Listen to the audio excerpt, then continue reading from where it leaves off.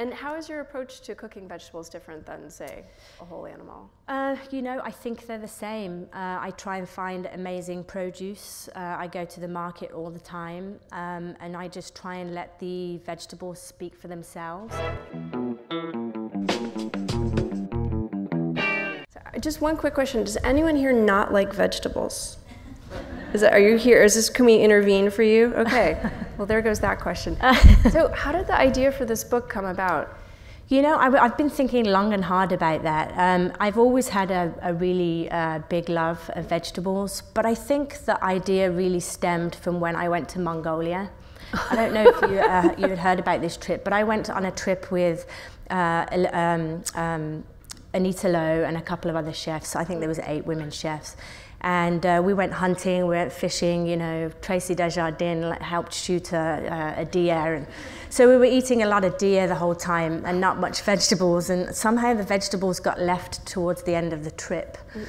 And anyway, so there's a little bit of meat left and all the girls went to cook the meat. And I'm like, I'm never going to get to cook any meat. And they're like, well, there's some veggies over there. Why don't you just go and cook those? And you know, they're a little worse looking, worse for wear looking. So I just cooked them and these guys were like, you know, and they were like, oh my God, these vegetables are like, they all started whispering. And they, you know, then somebody spoke up and they're like, you know, you're like a vegetable whisperer. And I kind of like that, right? So I was like, oh yeah, you know, I really like cooking veggies.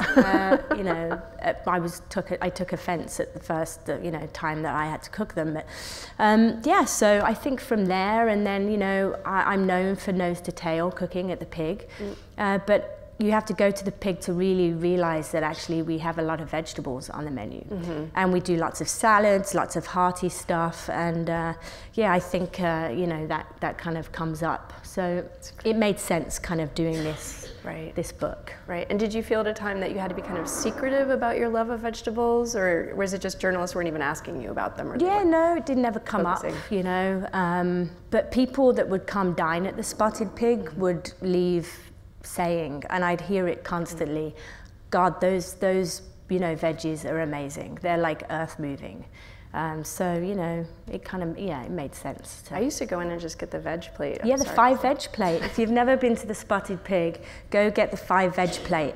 It's basically, we have 5 sides and we kind of intertwine them. So they're all layered in flavor and they're just really substantial. Very substantial. You're still kind of like, oh, there's still a doggy bag involved. Yeah, exactly. Great.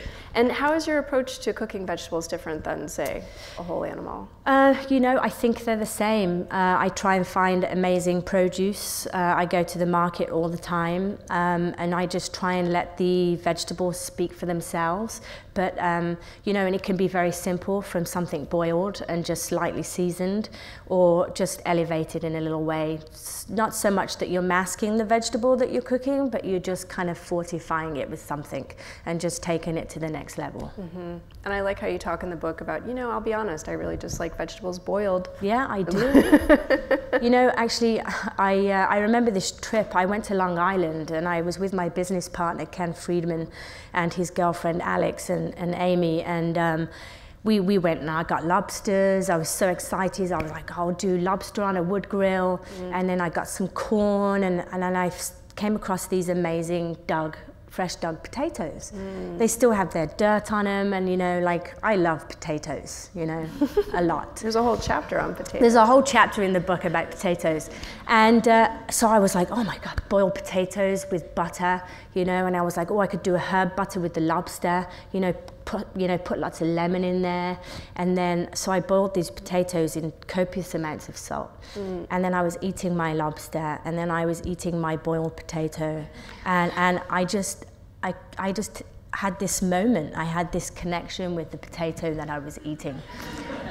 It was like a love affair, you know, and I think I say that in the book. You know, it's like this earth-moving kind of experience, and everybody, I looked up and everybody was looking at me. So I felt a bit weird.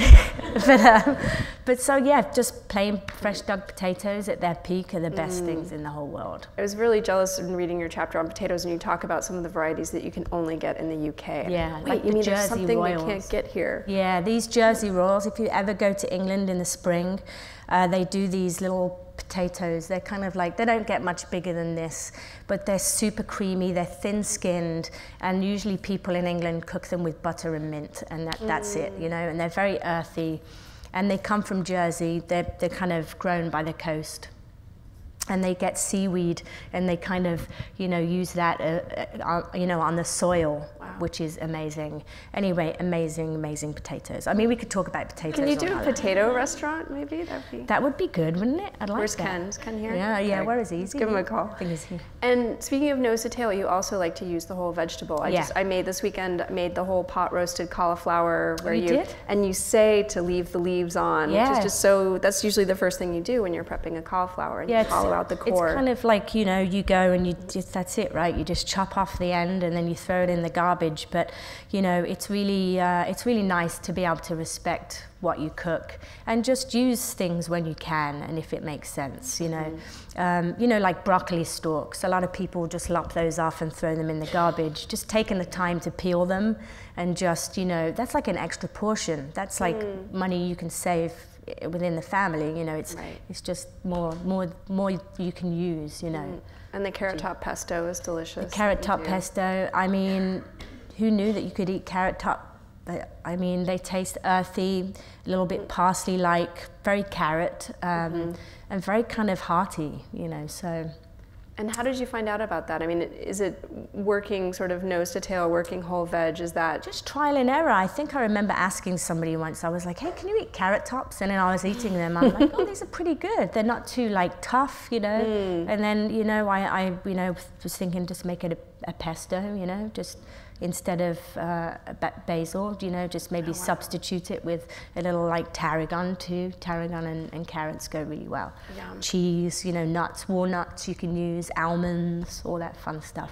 Yeah, if you just start to look at the whole thing, or even look in the trash bin, and you find, I mean, you do a lot with beet greens or the shard stems also. You know, I had a friend in England, she's still there. I said, I have a friend in England. I used to live right next door to her, and they always used to call me up and they'd be like, hey, come, you know, do you want to come round? I'm cooking a sirloin with wild mushrooms. And I'm like, yes.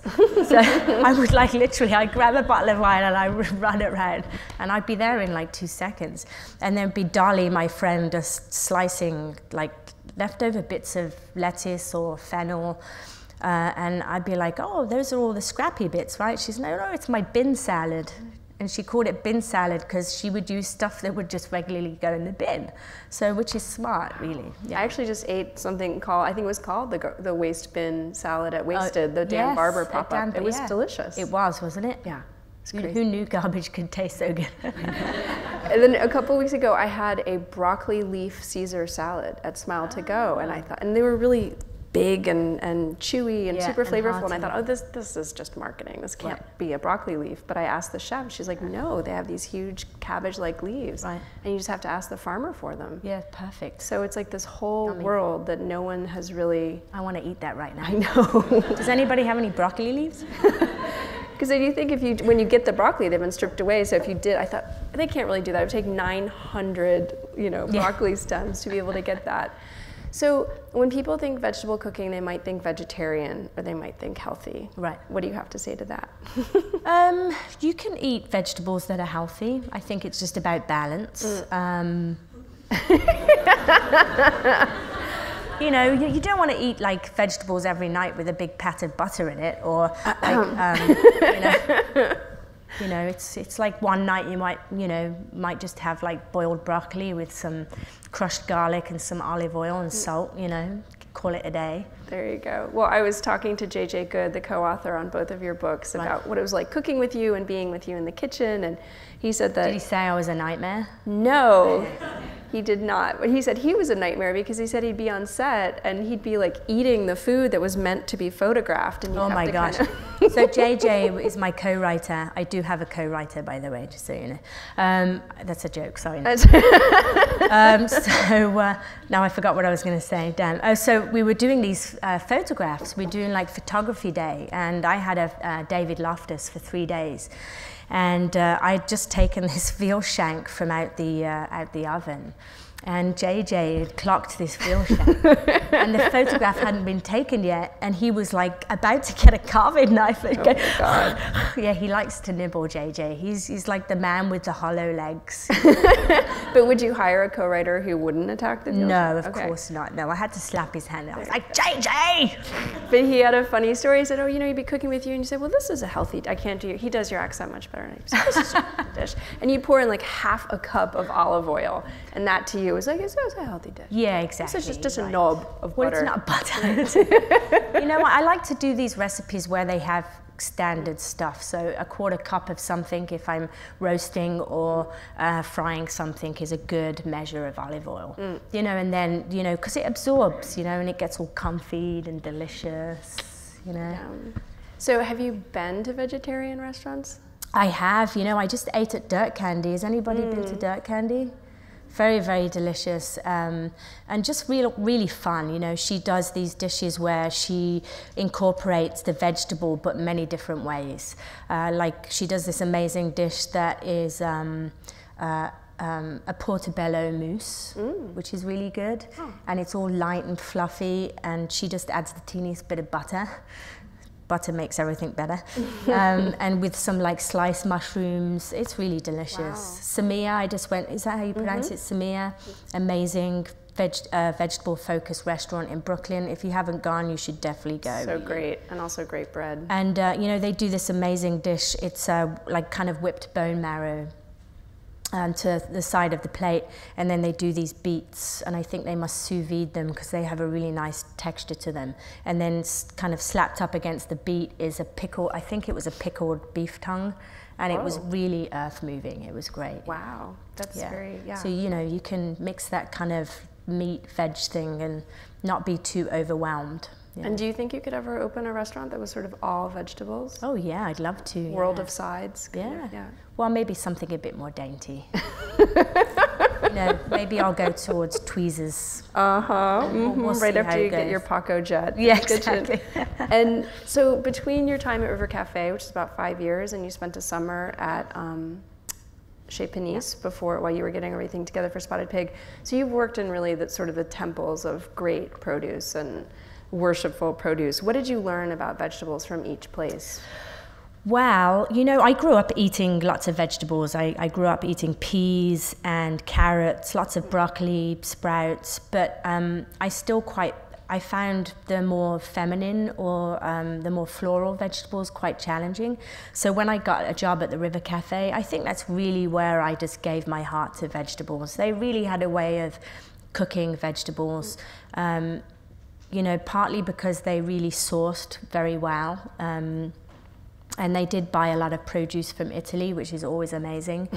But then going to Chez Panisse, you know, the more like they brought from many farms. And so that was very inspiring. And it was just kind of nice to see that difference. But yes, California and River Cafe were amazing too. Wow. And which vegetable did each place kind of make you see differently? Well, fennel, for one, at the River Cafe. You know, a lot of people don't like fennel because it's quite aromatic. So just, you know, cooking the fennel in some anchovy and some cream just to kind of mellow it out.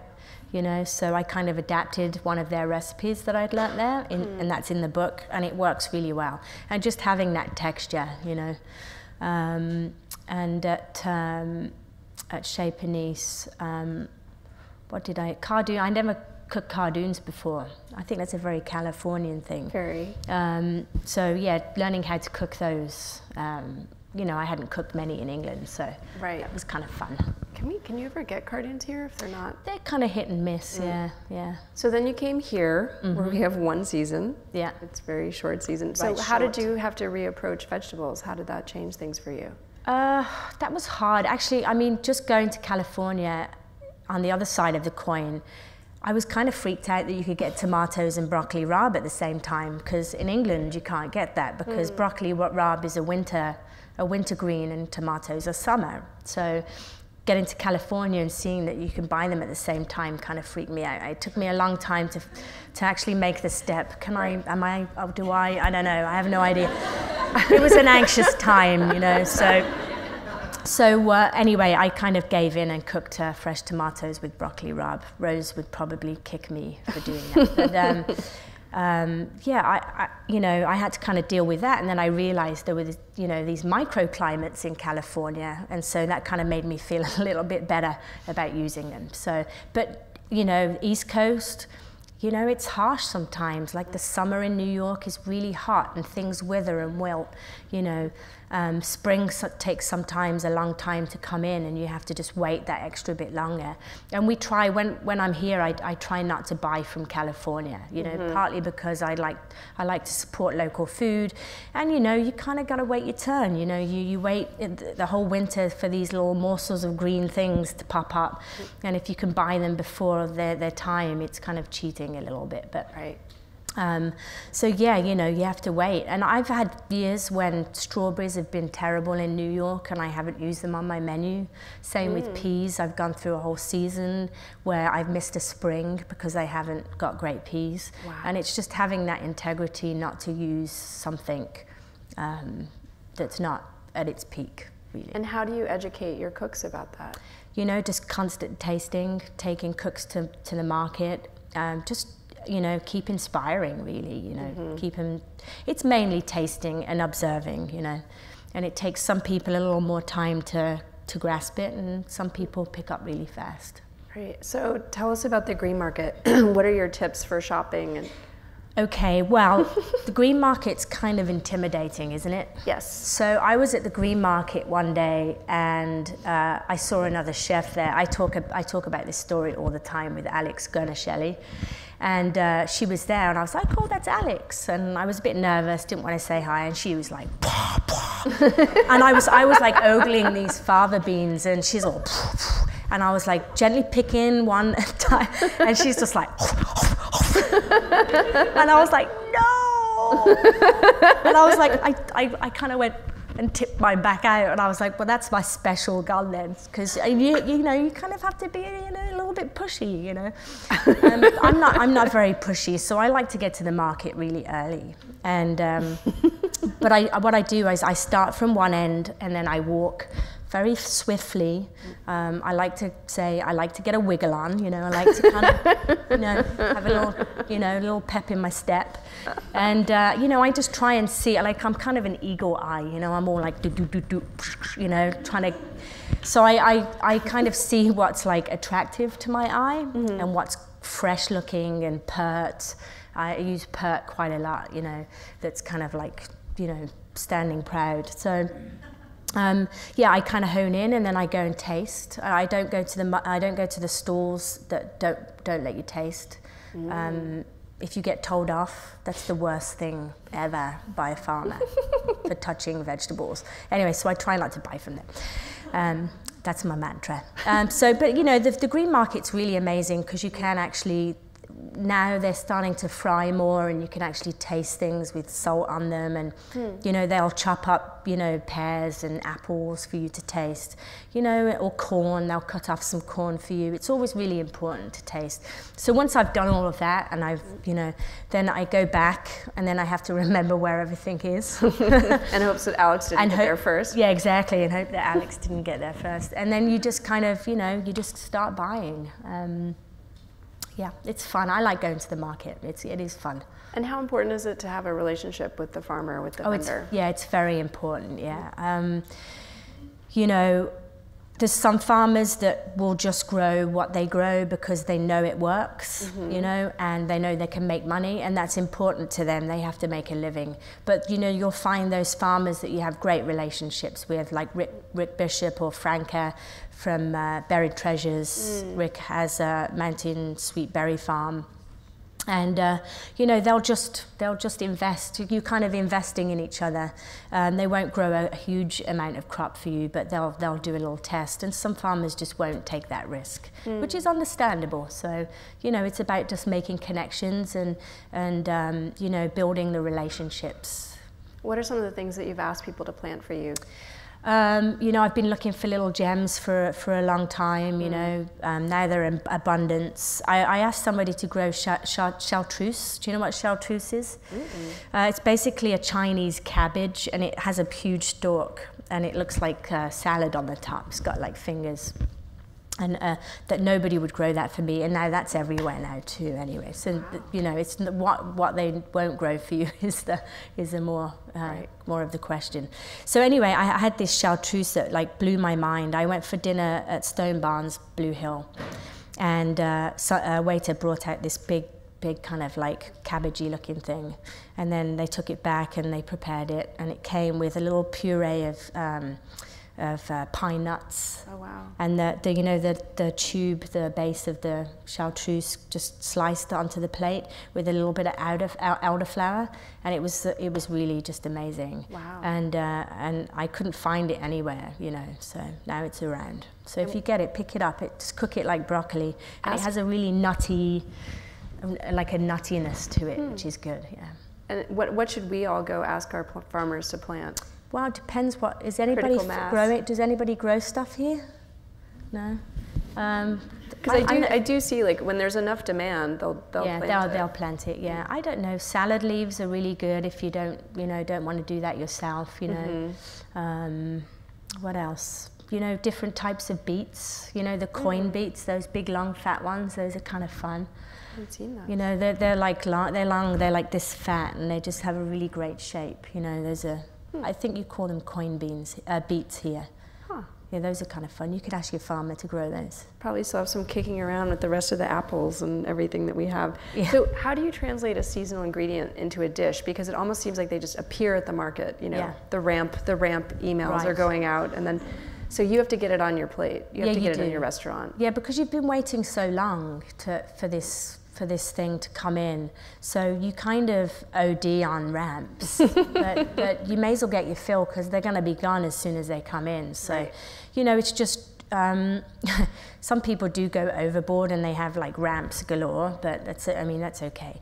But yeah, you just kind of put it on. If you don't put it on straight away, then you're never going to get it on. So when we write our menus, it's basically due to what we find at the market, you know. So you go in the morning, are you trying out new dishes during the day and it goes on? Or we have something in mind, you know, we'll write kind of a little description of what we want to make, and then, you know, it might change, and you should never go to the market with something set in your mind, you know, because then you might get sidetracked with something else that's beautiful and tasty, and, you know, the thing that you're actually going to the market to buy might not be that great.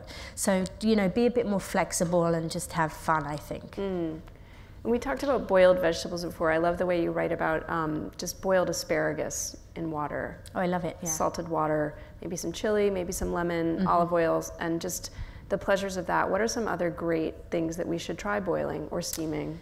Well, artichokes, you know, big fan of boiled artichokes. I also love them pot roasted, which are in my book. So good. Yeah. I don't know, I like anything boiled. Fennel is really great. Maybe not celeriac, but fennel's really good. Turnips, you know, with some vinegar and some chopped parsley. And then maybe boil the greens too, and then have this whole dish, you know, and they get really soft, and I like soft food. I don't know. It's like comforting, isn't it? It really kind of touches your soul in a way that nothing else does. No, it's just your book gives wonderful license to not mess it up or not overthink it. You know, exactly. Sometimes it's just the perfect way to do it. Yeah. And also, you say interesting things about the use of lemon. What is lemon? Lemon. What is lemon for you? Well, lemon is everything actually, because any acidity, but my go-to kind of to make things bright is lemon. So I just cut it in half, and then I just add drops. I kind of make it rain lemon. So it's not like a big pour of lemon. It's kind of like, and I say that to my chefs, they probably think I'm really just terrible, but I'm like, make it rain, make it rain. They're like, does she just know walk what around that the really kitchen means? going, make it rain. No, make it rain. Anyway, so yeah, you just kind of make it rain. And so when you're doing this, it's kind of going, instead of just being in one spot. If you do it in one spot and you drizzle the lemon, that one spot, whatever is in the bowl or the pan is just going to be, you know. So if you do it around, it balances the whole dish. Wow. And you don't want to ever add too much lemon that it makes your mouth go, you know. You want to add the lemon so when you eat the food that you've just, you know, brightened with the lemon, you kind of just go, ooh, I really want to eat more of that. You know, it's really like a little bit tangy, but not like mouth-wateringly overpowering. Right. That's amazing. And JJ was just talking about cooking with you and saying, you know, you would go for this brightness over acidity, and we just don't think about that. And he would taste something that you would season versus he would season, and it was totally different. Right. Frozen peas. Yes, frozen peas. They're absolutely fine to use. I love frozen peas. I'm not going to deny it. Do you have a preferred brand, or we like to say that? Bird's eye peas. Thank you. And do you have some in your freezer right now? I do, constantly, every day. And what's a good, quick, easy preparation? I know you have that wonderful dip in the first chapter, which is so smart. You just put everything in the blender. Yeah, so frozen peas I'd always cook. I would never serve it raw. But my frozen peas, you know, just boiling some. I mean, oh my God, I had like a chicken. I made a chicken stew, and I got fresh corn, and I made dumplings, and then I just threw a handful of peas, which is great. But bubble and squeak, you know, just kind of defrost them, lightly boil them, crush some potatoes, a little bit of cabbage. Use your hands, you know. So you got some like texture. It's kind of, you know, it's a little chunky but a little creamy. Get a nub of butter. Get it all nice and frothy, excuse me, and then put in your bubble and squeak and just fry it. It's perfect, yeah. Oh my God. Yeah. You don't serve that at the restaurant, do you? No. Pea soup, you can make pea soup, you know, and that's always a good thing. If you don't want to use split peas, you can use frozen peas. That's perfectly acceptable. Good. And they're also very good on injuries or post-plastic surgery. Yeah, right on that eye, yeah. So the wonderful thing about your books is they really teach people to cook. They're very conversational, very chatty, and they're very warm, and you walk people through a recipe in a way that a lot of recipes, like, they do a disservice to the reader. It's chopped, but you introduce this sensual element and this teaching element. So sometimes the recipes look long and you're like, ew, I'm not gonna make that pea soup. But you realize it's actually like a 10-minute dish. It's just you explaining everything. And the other wonderful thing, and this is just to sell the book because I think it's so fantastic. Thank you, that's very And I mean, and every recipe works the first time, which is also not, it's not a given. Yeah. So there's just something really endearing about that. And also the recipes each have kind of a tip or a trick or a technique that makes the whole dish. Or sometimes you think, well, this is going to be too simple, but then you end up with something that's really layered and nuanced. So I'm going to name a few of the dishes in your book, and you can tell me the little trick for each one that makes it special. So the sugar snap pea salad. Okay.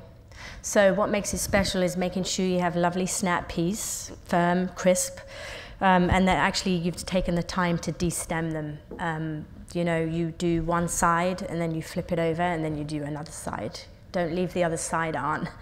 There's two sides that you need to peel. And then I like to cut them. Sometimes I like to cut them thin. Sometimes I like to just split them in half. So when you open out the pod, there's usually about 6 peas or 4 peas to a pod, and then you just open them out, and then when you do it perfectly, there's like 3 peas each side. I kind of like that.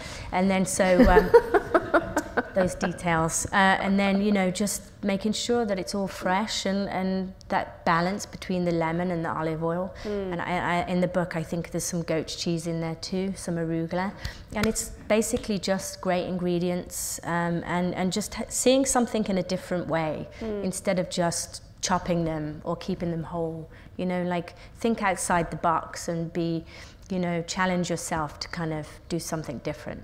And that's sometimes how the best ideas come through. Great. And the stewed zucchini with basil? Oh yes, okay, that's a really delicious, yeah, I could eat that right now too. Zucchini, you know, find really, again, perfect produce, firm, not spongy, you know, it should be firm to the touch, crisp. I quite like the ones called Romanesco zucchini. They're long, green, and they have ridges, and they're pale, more pale inside the ridges, and they have this kind of, you probably won't find this gross, but they kind of taste like manure. They taste really earthy, and I really like it. So anyway. Okay. And then, you know, sorry, too much information. I think there's. So, you know, just kind of, you know, getting the pan to the right, well, depending, like, is it early summer or is it late summer? If it's early summer, maybe you don't want to get as much caramelization on the zucchini. You want something a little bit light, a bit more fresh. So maybe just using a higher pan so you can stew them a little more. In the winter, maybe you want to use a lower sided pan so you can actually get a bit more color, you know, all those things. Again, lemon, fresh basil, mint, lemon zest is another good way to get some brightness in a dish without overpowering it with lemon. And the way you cut it, actually, I like to cut it, I think we call it oblique in the restaurant industry. It's kind of like a little bit jaggedy like this. And I like that because the pointy bits, they kind of break down, and but then you get this chunky part of the zucchini that's left, and you just get this perfect combination of a creamy, chunky smash. Yum. So it's, you know, again, it's the details of, and you can do it with carrots, you can do it with potatoes, turnip, all those kind of lovely root veggies, you can do the same thing. And how did you originally, you said you originally had that on a piece of bread? Yes. Oh yeah, I had it. So there's a recipe in the book for stewed zucchini, and I had it when I went to Italy.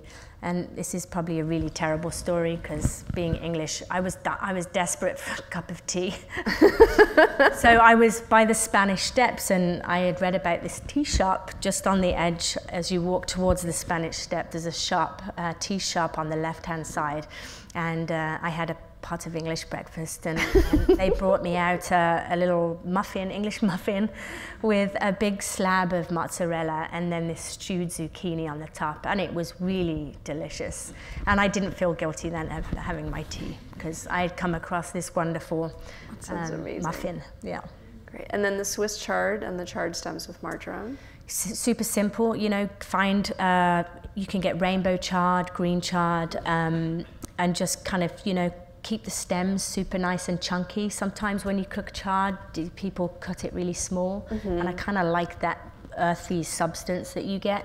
And then just cook the greens a little more so they get a bit more tender and soft. And just some good olive oil, you know, nice and spicy, salt, lemon, marjoram, a little garlic maybe. Yeah. Marjoram isn't always that easy to find. Oh, really? Yeah. Well, I love marjoram. For us. I'm like marjoram obsessed. I think it's a totally underrated herb.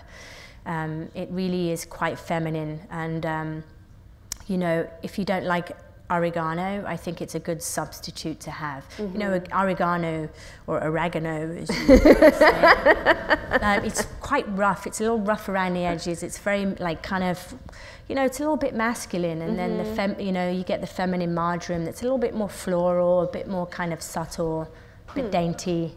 So yeah, if you know, you don't like one, you could try the other one. That's so interesting. Well, we can ask our farmers to grow that one. Yes, exactly. Yeah. So at Cherry Bomb Jubilee recently, you told Gail Simmons that I'm sure everyone here knows that April originally wanted to be a cop. Yes. So that you took the spotted pig job because you really wanted to sort of kind of maybe get into the NYPD. Well, you know, well, it was my dream to be NYPD because I spent a lot of time watching Cagney and Lacey and NYPD Blues. Oh my God. You know, Chips. I was kind of obsessed with Chips. You know, so I just didn't. When I got offered the job, I was like, that's typical. You know, I'm here, but I'm a chef, but I really wanted to come as NYPD. I didn't ever think that I would come to America. I mean, who thinks when they're like 16 that they would come to America? Anyway, but yeah, I still think about it all the time. I still think about just doing a day in the life of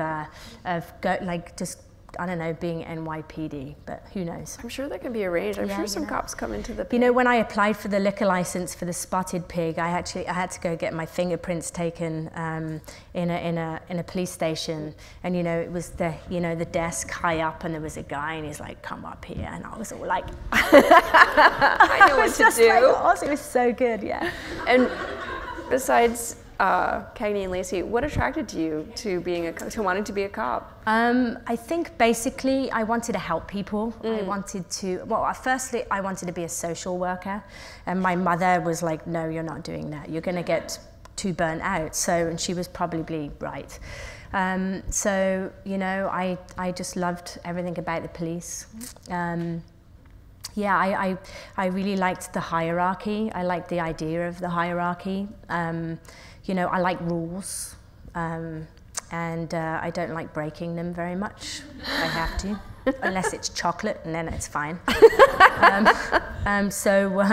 So anyway, I like that, and I don't know, I like kind of problem solving, and that really kind of drew me to that profession. And I think chef life is very similar. It's hard. You have to work hard. You have to work long hours. You get to eat donuts still, which is great. You get to problem solve, and you just get to be. You have a community, and that was very important to me. Good. So when you were working your first job, which was on the Carvery station at the Holiday Inn in God, that was a long time ago. Did you ever imagine that you would be in New York? No, not famous? At all. No, don't say famous. Popular? Not at all. Oh my goodness! If you'd seen me as a 16-year-old trying to cook this 4 rib of beef, and the anxiety that I was going through, I really didn't have any idea what I was doing. But I had a chef that would kind of hold my hand, which was very nice. No, I wouldn't. Never in a million years. What was the goal? What were you? My goal at that time was I was due to leave college. I'd done 2 years at cooking school, so I was due to go into full-time cooking professionally. So my ambition was to leave Birmingham and go to England. Go to England. It's really far. Go to London. We weren't smoking back then, I promise. But wait, I did find out that you were kind of a club kid. I used to go clubbing. And you were an amateur DJ? I was. April? Yes. Tell us your DJ name. Oh, no, I can't. That's really embarrassing. No. One of my friends will be really happy if I say, but I... What kind of music were you playing? House music. Excellent. Progressive, fun. But when you work long hours to DJ and be on your feet for another 6 hours is pretty intense. So, and you can't DJ sitting down. It's not very classy at all. It's not cool. I don't know. So, if you were still in Birmingham, what would you be having for dinner tonight? Oh, that's a good question. Probably a roast dinner. Just a bit of pork, maybe some applesauce. I don't know. Yeah, lots of veggies. Yeah. And do you cook for your family? I know you're going home soon. Do you cook for them when you're there? I do, yeah, I do cook, yeah. But it's also nice for them to cook for me, I love it when people cook for me. I think that she wasn't just clearing her throat there. She was taking you the hit. Went quiet then, just so you know. So did you ever in your wildest dreams think that you would be where you are today? No, not at all. I always wanted to be successful. I wasn't very successful at school. It was kind of my playground. I used to mess around quite a bit. I was very social at school because I wasn't outside school, so that was kind of my playground. So I used to act an idiot every now and again. And I don't know, I just wanted to be successful and work hard, and this profession kind of helped me do that, and yeah. And how is it that you're not jaded? You still have this sort of pinch me, attitude. Yeah, if I ever get jaded, I should probably stop. There's a lot of chefs go through life and they become bitter through whatever reason. Maybe they didn't get opportunities, or they just got stuck in a rut, or they just didn't have people that would inspire them. And I never wanted to be that person. I don't want to go through life bitter.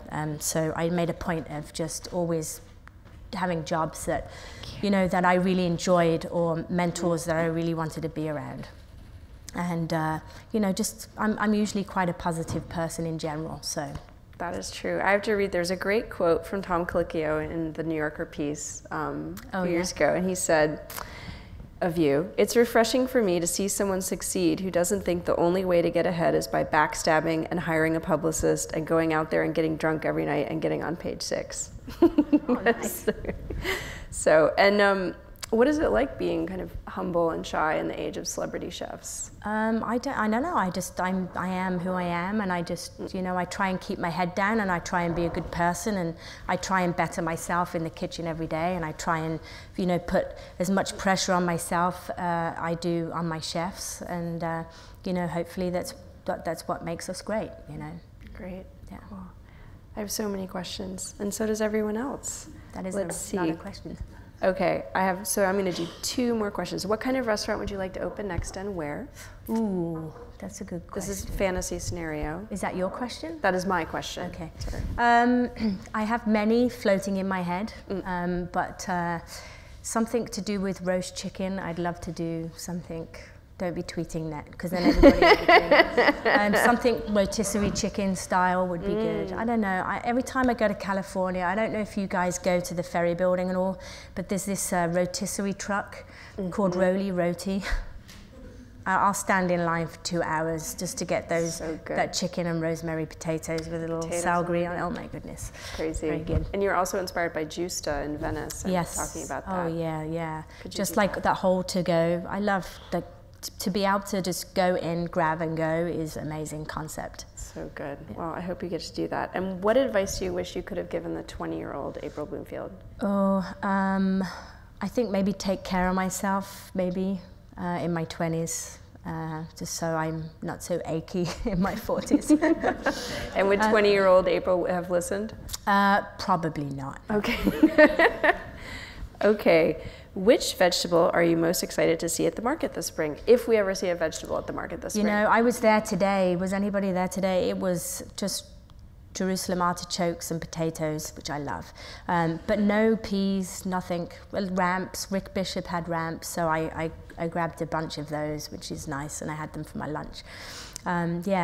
Peas would be nice sometime soon. Peas would be nice. I'd say I just re-grammed somebody's photo from an agway upstate, and it was of the plants outside, and some kids wrote on the the message board, "It's finally spring. I'm so excited. Yeah. I wet my plants." That's awesome.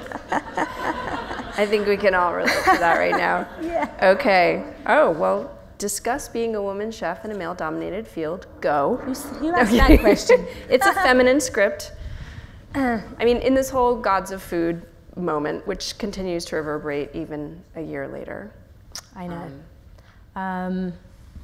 I never know how to answer that question. I don't know. I think, there is some restrictions for women working in this industry, just as any other industry, due to the fact that, they, want children. I don't know. I mean, it's a hard question, and it's very political, and I'm really not a political person at all. I just kind of went through my career just wanting to do something, and so I really didn't have any obstacles, and maybe I was very lucky in that respect. So hopefully, I don't know, maybe I could just lead by example and just keep pushing the boundaries, and hopefully that will kind of allow other women to come up and have the confidence to work in a kitchen. We also had really strong female role models. I mean, yes, every head note in your books, it's like a love letter to Ruth Rogers and the late Rose Gray. Yes, I mean, they really led by example. Yeah, exactly. I mean, they were great. They were like 2 moms. They were very nurturing. They would never give you a compliment if you didn't deserve it. Very nurturing, loving, and it's nice. It's nice to have that balance. I don't hire all guys. It's nice. I have an equal balance of men and women, and I think that's the way it should be. It should be equal across the board. In the New Yorker piece, I think your most cutting comment to someone in the kitchen would be to call them a half a job Bob. Yes, right. Or Bob. Yeah, Bob. Yes, half a job Bob. Yeah. Okay. Wow.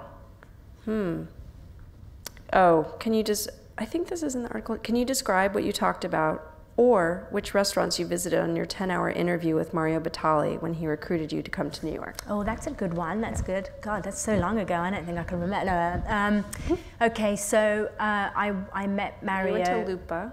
I went to Lupa, yeah. I met Mark Ladner at Lupa, and he had this you all know Mark Ladner? He's very handsome, but he had this crazy Marco Pierre White haircut.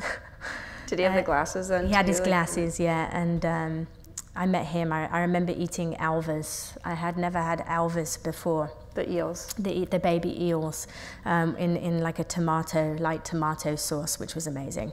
I ate a couple of pastas there, and then I went to Eno, the sandwich shop, and then I went to Babbo. I went to Union Square. Tuna burgers. Yeah, I had the tuna burger. Then I went to Rebecca Charles's Pearl Oyster Bar, and I had the world's biggest cod sandwich. And then I went to Carnegie Deli. I mean, I did, you know. And of course, no one was drinking. No, a little bit. What's your most important piece of advice for an aspiring chef? Thank you. Nice. I think just keep your head down, you know, like have drive, have passion, you know, you shouldn't do anything that's half a job, you know, you should always try and be successful, just keep pushing 110%, and if you're not, then you shouldn't be where you are, you know, find a job what makes you happy, just be a sponge, absorb, ask questions. A lot of kids these days don't ask questions, you know, and so they don't improve. It's okay not to know everything. And just be humble and listen, you know, and just keep pushing. Like have fire, you know. Be angry a little bit to get ahead. You know, you have to kind of like, you know, you have to be a little bit angry to push, you know, and persevere. And the kitchen's the hardest place in the world to work.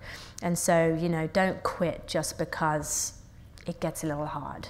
You know, you staying in a restaurant that little bit longer and actually, you know, working out your commitment that you've given, you can learn 10 more things than just walking away, you know, by staying. Great. Does it ever get easier? What? Being a chef? No, the managing part is the hardest part of the job. Yeah, definitely. So that doesn't really, yes. Why doesn't the Spotted Pig accept reservations? This is a question for Ken. Next question.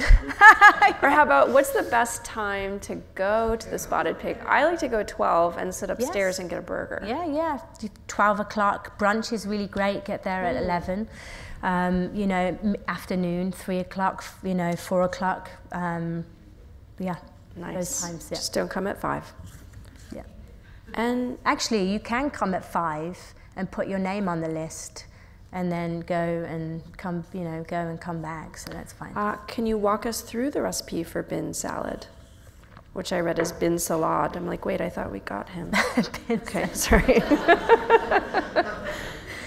Yeah, I think she just used the outside leaves of some radicchio, and she really just thinly sliced everything. All the outside, you know, when you peel fennel, you always kind of want to take out the outside layer just because it's a little stringy sometimes, which is not great when you roast it, but if you thinly slice it against the grain, it's actually really tender and delicious. What else? Yeah, any stalks or stubs you can put in there, whatever you got really. Yeah. What about cores? Cores? Like a lettuce core? Or oh yeah, I thought you meant a cause. Okay. One-track mind. Were there any beers that you insisted on having on tap, or were there any? Well, we needed some English beers because we're an English pub, so Old Speckled Hen is always a good one. And Guinness, of course. You don't have Guinness. Yeah. Right. Great. And do you have a retirement fantasy? Yes, I do. What advice would you give the 60-year-old April Bloomfield, 68-year-old? Well, hopefully I'm on a farm somewhere with pigs somewhere at my feet.